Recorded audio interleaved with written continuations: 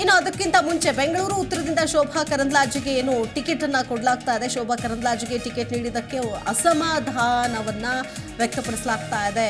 ಬೆಂಗಳೂರು ಉತ್ತರದಲ್ಲಿ ಶುರುವಾಗಿದೆ go back Shobha Karandlaje ಅನ್ನೋ ಹೋರಾಟ. ಭಿತ್ತಿಪತ್ರ ಹಿಡಿದು ಶೋಭಾ ಕರಂದ್ಲಾಜೆ ವಿರುದ್ಧ ಅವರು ಅಲ್ಲಿ ಪ್ರತಿಭಟನೆ ಮಾಡ್ತಾ ಇದ್ದಾರೆ. ಸೊ ಬೇಡ, ಇವರು ನಮ್ಮ ಕ್ಷೇತ್ರಕ್ಕೆ ಏನೂ ಅಭಿವೃದ್ಧಿ ಮಾಡಿಲ್ಲ, ಬಂದಿಲ್ಲ ಅಂತೇಳಿ. ಸೊ ಇದೀಗ ಬೆಂಗಳೂರು ಉತ್ತರದಿಂದ ಶೋಭಾ ಕರಂದ್ಲಾಜೆಗೆ ಟಿಕೆಟ್ ನಿಕ್ಕಿ ಆಗಿದೆ. ಶೋಭಾ ಕರಂದ್ಲಾಜೆಗೆ ಈ ಕಡೆ ಬೆಂಗಳೂರು ಉತ್ತರದ ಟಿಕೆಟ್ ನ ಕೊಟ್ಟಿರೋದ್ರಿಂದ ಇಲ್ಲೂ ಕೂಡ ಇದೇ ರೀತಿಯಾದಂತಹ ಒಂದು ಅಭಿಪ್ರಾಯ ವ್ಯಕ್ತವಾಗುವ ಸಾಧ್ಯತೆ ಇದೆ.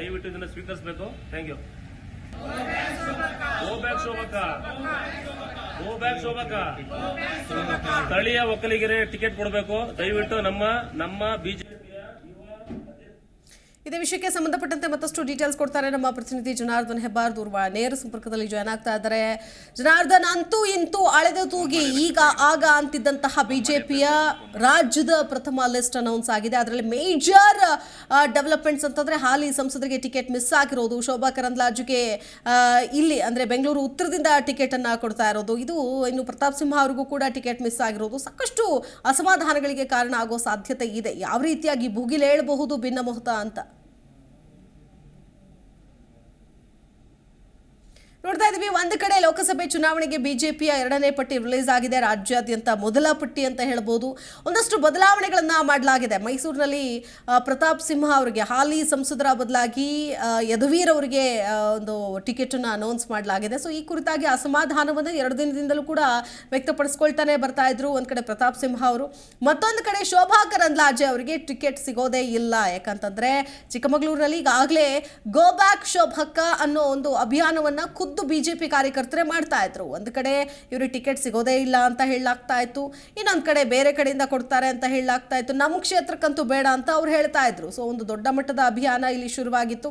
ನಮ್ಮವರೇ ನನ್ನನ್ನು ಮುಗಿಸುವಂತಹ ಪ್ರಯತ್ನವನ್ನ ಮಾಡ್ತಾ ಇದ್ದಾರೆ ಅಂತ ಶೋಭಾ ಕರಂದ್ಲಾಜೆ ಅವರು ಖುದ್ದು ಅಸಮಾಧಾನವನ್ನ ಕೇಂದ್ರ ಸಚಿವೆ ಕೂಡ ವ್ಯಕ್ತಪಡಿಸಿದ್ರು. ಹಾಗಾದ್ರೆ ಸಚಿವೆಯಾದಂತಹ ಶೋಭಾ ಕರಂದ್ಲಾಜೆ ಅವ್ರಿಗೇನೆ ಬಿಜೆಪಿ ಟಿಕೆಟ್ ಮಿಸ್ ಆಗುತ್ತಾ ಅನ್ನೋ ಪ್ರಶ್ನೆ ಎದುರಾಗ್ತಾ ಇತ್ತು. ಸೊ ಯಾರಿಗೂ ಕೂಡ ಬೇಸರ ಆಗಬಾರ್ದು ಅಂತೇಳಿ ಬೆಂಗಳೂರಿನ ಉತ್ತರಕ್ಕೆ ಇವರಿಗೆ ಟಿಕೆಟ್ ಅನ್ನ ಘೋಷಣೆ ಮಾಡಲಾಗಿದೆ. ಎಸ್, ನಮ್ಮ ಪ್ರತಿನಿಧಿ ಜನಾರ್ದನ್ ಹೆಬ್ಬಾರ್ ಜಾಯ್ನ್ ಆಗಿದ್ದಾರೆ ನೇರ ಸಂಪರ್ಕದಲ್ಲಿ. ಜನಾರ್ದನ್, ಒಂದಷ್ಟು ಬದಲಾವಣೆಗಳನ್ನು ಕೂಡ ಬಿಜೆಪಿ ಮಾಡಿದೆ. ಹಾಲಿ 6 ಜನ ಸಂಸದರಿಗೆ ಟಿಕೆಟ್ ಮಿಸ್ ಆಗಿದೆ. ಶೋಭಾ ಕರಂದ್ಲಾಜೆ ಅವರ ಕ್ಷೇತ್ರ ಬದಲಾವಣೆ ಆಗಿದೆ. ಯಾವ ರೀತಿಯಾದಂತಹ ಅಸಮಾಧಾನ ಭುಗಿಲೇಳುವ ಸಾಧ್ಯತೆ ಇದೆ ಹಾಗಾದ್ರೆ ಪಕ್ಷದಲ್ಲಿ ಅಂತ?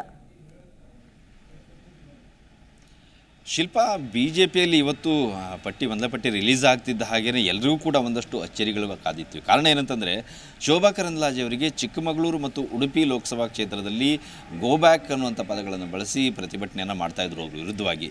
ಹಾಗಾಗಿ ಅಲ್ಲಿ ಅವರಿಗೆ ಟಿಕೆಟ್ ಕೊಟ್ಟರೆ ಸಮಸ್ಯೆ ಆಗ್ಬೋದು ಅನ್ನುವಂಥ ಕಾರಣಕ್ಕಾಗಿ ಅವರನ್ನು ಕ್ಷೇತ್ರವನ್ನು ಬದಲಾವಣೆ ಮಾಡಿದ್ದಾರೆ, ಬೆಂಗಳೂರು ಉತ್ತರಕ್ಕೆ ಕೊಟ್ಟಿದ್ದಾರೆ. ಆದರೆ ಬೆಂಗಳೂರು ಉತ್ತರದಲ್ಲೂ ಸಹಿತ ಈ ರೀತಿಯ ಪ್ರತಿಭಟನೆಗಳು ಈಗ ಶುರುವಾಗಿದೆ, ಇವತ್ತಿಂದ ಶುರುವಾಗಿದೆ. ಗೋ ಬ್ಯಾಕ್ ಅಂತೇಳಿ ನಿಮಗೆ ಚುನಾವಣೆ ಬಂದಾಗ ಮಾತ್ರ ಈ ಕ್ಷೇತ್ರ ನೆನಪಾಗತ್ತಾ, ಬೆಂಗಳೂರು ಉತ್ತರಕ್ಕೆ ಈಗ ನಿಮ್ಗೆ ನೆನಪಾಯ್ತಾ ಈ ಕ್ಷೇತ್ರ ಇದೆ ಅಂತ, ಈ ರೀತಿಯ ಮಾತುಗಳನ್ನು ಹೇಳ್ತಾ ಒಂದು ಪ್ರತಿಭಟನೆಯನ್ನು ಮಾಡಿದೆ.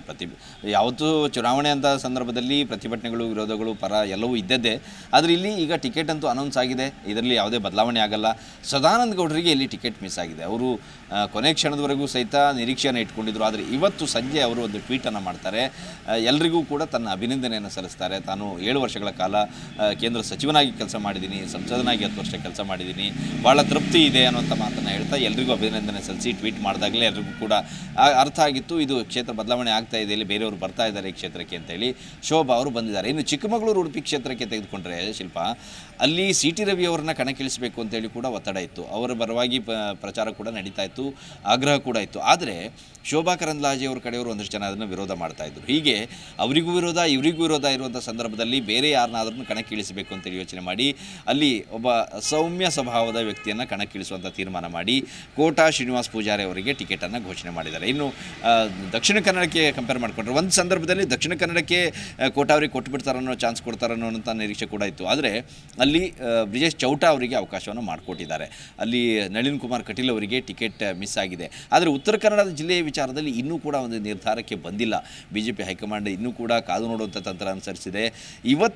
ಇವತ್ತು ಸಂಜೆವರೆಗೂ ಟಿಕೆಟ್ ಅನೌನ್ಸ್ ಆಗೋಕ್ಕಿಂತ ಕೆಲ ಹಿಂದೆವರೆಗೂ ಸಹಿತ ಶಿಲ್ಪ ಒಂದಷ್ಟು ಚರ್ಚೆಗಳು ನಡೀತಾ ಇತ್ತು. ಪ್ರಹ್ಲಾದ್ ಜೋಶಿ ಅವರಿಗೆ ಉತ್ತರ ಕನ್ನಡಕ್ಕೆ ಕೊಡಬಹುದು, ಜಗದೀಶ್ ಶೆಟ್ಟರ್ ಅವರಿಗೆ ಹುಬ್ಬಳ್ಳಿ ಧಾರವಾಡ ಕೊಡಬಹುದು, ಈ ರೀತಿಯ ಲೆಕ್ಕಾಚಾರಗಳು ನಡೀತಾ ಇದ್ದಾವೆ. ಶೆಟ್ಟರ್ ಅವ್ರನ್ನ ಕರ್ಕೊಬರುವಾಗ ಅಂತಹ ಮಾತುಕತೆ ಆಗಿದ್ದು ಉದಾಹರಣೆಗಳಿದ್ದಾವೆ, ಅಂಥ ಸಂದರ್ಭ ಇತ್ತು, ಮಾತಾಡಿದಂಥ ವಿಚಾರ ಇತ್ತು ಅನ್ನೋಂಥ ಮಾತನ್ನು ಹೇಳ್ತಾ ಇದ್ರು. ಆದರೆ ಉತ್ತರ ಕನ್ನಡಕ್ಕೆ ಇನ್ನೂ ಕೂಡ ಯಾವುದೇ ಟಿಕೆಟನ್ನು ಘೋಷಣೆ ಮಾಡದೇ ಹಾಗೆ ಪೆಂಡಿಂಗ್ ಉಳಿಸ್ಕೊಂಡಿದ್ದಾರೆ.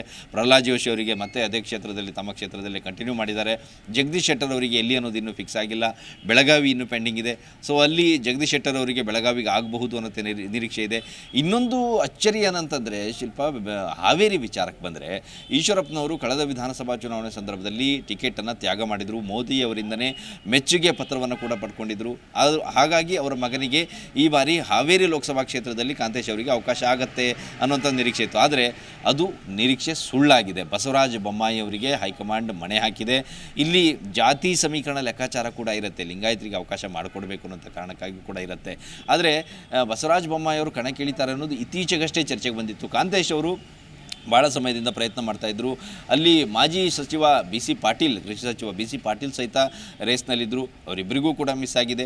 ಈಗ ಬಸವರಾಜ ಬೊಮ್ಮಾಯಿ ಅವರು ಅಲ್ಲಿ ಕಣಕ್ಕಿಳಿತಾ ಇದ್ದಾರೆ. ಬೆಂಗಳೂರು ಉತ್ತರದಲ್ಲಿ ಈಗಾಗಲೇ ಹೇಳಿದಾಗೆ ಸದಾನಂದ ಗೌಡ್ರನ್ನ ಬದಲಾಗಿ ಶೋಭಾ ಕರಂದ್ಲಾಜೆ ಅವರು ಕಣಕ್ಕಿಳಿತಾ ಇದ್ದಾರೆ. ಚಾಮರಾಜನಗರಕ್ಕೆ ಬಂದರೆ ಅಲ್ಲಿ ಅವರದೇ ಕುಟುಂಬಕ್ಕೆ ಮತ್ತೆ ಅವಕಾಶವನ್ನು ಮಾಡಿಕೊಡಲಾಗಿದೆ. ಹಾಲಿ ಸಂಸದ ಶ್ರೀನಿವಾಸ್ ಪ್ರಸಾದ್ ಅವರ ಅಳಿಯನಿಗೆ ಅವಕಾಶವನ್ನು ಮಾಡಿಕೊಡಲಾಗಿದೆ. ಆದರೆ ದಾವಣಗೆರೆ ವಿಚಾರಕ್ಕೆ ಬಂದರೆ GM ಸಿದ್ದೇಶ್ ಅವರಿಗೆ ಟಿಕೆಟ್ ಕೊಡಬಾರ್ದು, ಅವರ ಕುಟುಂಬದವರಿಗೆ ಟಿಕೆಟ್ ಕೊಡಬಾರ್ದು ಅಂತೇಳಿ ಮಾಜಿ ಶಾಸಕ ರೇಣುಕಾಚಾರ್ಯ, MP ರೇಣುಕಾಚಾರ್ಯ ಇವತ್ತು ಬೆಳಿಗ್ಗೆ ಅಷ್ಟೇ ಹೇಳಿದರು, ಗುಡುಗಿದ್ರು. ಬರೀ ಹೇಳಿದಷ್ಟೇ ಅಲ್ಲ, ಅವರಿಗೆ ಟಿಕೆಟ್ ಕೊಟ್ಟರೆ ನಾವು ಕೆಲಸ ಮಾಡಲ್ಲ, ಅವ್ರ ಕುಟುಂಬದವ್ರಿಗೆ ಕೊಟ್ಟರೆ ಕೆಲಸ ಮಾಡಲ್ಲ, ಅವ್ರ ಕುಟುಂಬದವ್ರು ಏನು ಪಕ್ಷಕ್ಕೆ ಏನು ಕೊಡುಗೆ ಕೊಟ್ಟಿದ್ದಾರೆ, ಏನು ಹೋರಾಟವನ್ನು ಮಾಡಿದ್ದಾರೆ, ರಾಜಕಾರಣದಲ್ಲಿ ಅವರು ಹೋರಾಟ ತ್ಯಾಗಗಳು ಏನಿದ್ದಾವೆ, ಕೊಡುಗೆ ಏನಿದೆ ಅನ್ನೋಂಥ ಪ್ರಶ್ನೆಯನ್ನು ಮಾಡಿದರು, ನೇರವಾಗಿ ಮಾಡಿದರು. ಹೈಕಮಾಂಡ್ ನಾಯಕರಿಗೂ ಕೂಡ ಇದನ್ನು ನಾನು ತಿಳಿಸ್ತೀನಿ ಅನ್ನೋಂಥ ಮಾತನ್ನು ಹೇಳಿದರು. ಆದರೆ ಸಂಜೆ ಅಷ್ಟೊತ್ತಿಗೆ ಅನೌನ್ಸ್ ಆಗಿದೆ, GM ಸಿದ್ದೇಶ್ ಅವರ ಪತ್ನಿ ಗಾಯತ್ರಿ ಅವರಿಗೆ ಅವಕಾಶವನ್ನು ಮಾಡಿಕೊಡಲಾಗಿದೆ. ತುಮಕೂರು ಕ್ಷೇತ್ರಕ್ಕೆ ನಿರೀಕ್ಷೆ, ಸೋಮಣ್ಣ ಅವರ ನಿರೀಕ್ಷೆ ಸುಳ್ಳಾಗಿಲ್ಲ. ಅವರು ಎರಡೆರಡು ಕ್ಷೇತ್ರದಲ್ಲಿ ವಿಧಾನಸಭಾ ಚುನಾವಣೆಯಲ್ಲಿ ಸ್ಪರ್ಧೆ ಮಾಡಿ ಎರಡೂ ಕಡೆಯಲ್ಲೂ ಸೋತು ಸುಣ್ಣಾಗಿದ್ದೀನಿ, ಅನ್ಯಾಯ ಆಗಿದೆ ಅನ್ನೋ ಮಾತನ್ನು ಹೇಳ್ತಾ ಇದ್ರು. ಈಗ ಅಲ್ಲಿ ಅವರಿಗೆ ಅವಕಾಶವನ್ನು ಮಾಡಿಕೊಡಲಾಗಿದೆ. ಶಿಲ್ಪ, ಓಕೆ, ಧನ್ಯವಾದ ಜನಾರ್ದನ್ ಡೀಟೇಲ್ಸ್ಗಾಗಿ. ನೋಡಿ, ಅಂತೂ ಇಂತೂ ಅಳೆದು ತೂಗಿ ಯಾವುದೇ ಅಸಮಾಧಾನ ಇದ್ರೂ ಕೂಡ ಕಾರ್ಯಕರ್ತರು ಏನು ಹೇಳಿದ್ರು ಕೂಡ ಗೆಲ್ಲೋದಷ್ಟೇ ಮುಖ್ಯ ಅನ್ನೋ ಉದ್ದೇಶದಿಂದ ಇವತ್ತು ಟಿಕೆಟ್ ಅನ್ನ ಅನೌನ್ಸ್ ಮಾಡಿದೆ ಬಿಜೆಪಿ. ಒಟ್ಟು ರಾಜ್ಯದ 20 ಕ್ಷೇತ್ರಗಳು ಸೇರಿದಂತೆ ದೇಶದ ಬೇರೆ ಬೇರೆ ರಾಜ್ಯಗಳ 72 ಕ್ಷೇತ್ರಗಳ ಟಿಕೆಟ್ ಅನ್ನ ಅನೌನ್ಸ್ ಮಾಡಿದೆ ಬಿಜೆಪಿ. ಸೊ ಹಲವು ಅಸಮಾಧಾನಗಳಿದೆ. ಹಿರಿಯ ನಾಯಕರಾದಂತಹ ಈಶ್ವರಪ್ಪ ಮಗನಿಗೆ ಟಿಕೆಟ್ ಮಿಸ್ ಆಗಿದೆ ಅನ್ನೋ ಕಾರಣಕ್ಕಾಗಿರ್ಬೋದು, ಪ್ರತಾಪ್ ಸಿಂಹ ಆಗಿರ್ಬೋದು, ಅನೇಕ ಒಟ್ಟು 8 ಹಾಲಿ ಸಂಸದರಿಗೆ ಟಿಕೆಟ್ ಮಿಸ್ ಆಗಿರೋ ಹಿನ್ನೆಲೆಯಲ್ಲಿ ಇವರ ರಿಯಾಕ್ಷನ್ಸ್ ಹೇಗಿರುತ್ತೆ, ಮುಂದಿನ ದಿನಗಳಲ್ಲಿ ನಡೆ ಹೇಗಿರುತ್ತೆ ಅನ್ನೋದನ್ನ ಕಾದು ನೋಡಬೇಕು ಅಂತ ಹೇಳ್ತಾ ಇವತ್ತಿನ ಈ ಕ್ಷಣದ ಪ್ರೈಮ್ ನ್ಯೂಸ್ ಅನ್ನು ಮುಗಿಸ್ತಾ ಇದೀವಿ. ನಮಸ್ಕಾರ. ನೋಡ್ತಾ ಇರಿ ಜಿ ಕನ್ನಡ ನ್ಯೂಸ್, ಸತ್ಯವೇ ಸುದ್ದಿಯ ಜೀವಾಳ. ಜಿ ಕನ್ನಡ ನ್ಯೂಸ್ ಈಗ ನಿಮ್ಮ ಮನೆಯಲ್ಲೇ ನೋಡಿ. ಎಲ್ಲ ಕೇಬಲ್ಗಳಲ್ಲಿ ಈಗ ಲಭ್ಯ. Sun Direct 292, Jio TV 1334, U digital 162, city cable 51, GTPL 17, Abhishek cables 821, rock line telecommunication 51, Shri Basaveshwara number 60, Vinayaka digital number 53, in digital number 896ರಲ್ಲಿ. ನಿಮ್ಮಿಷ್ಟದ ಜಿ ಕನ್ನಡ ನ್ಯೂಸ್ ನೋಡಿ ಆನಂದಿಸಿ.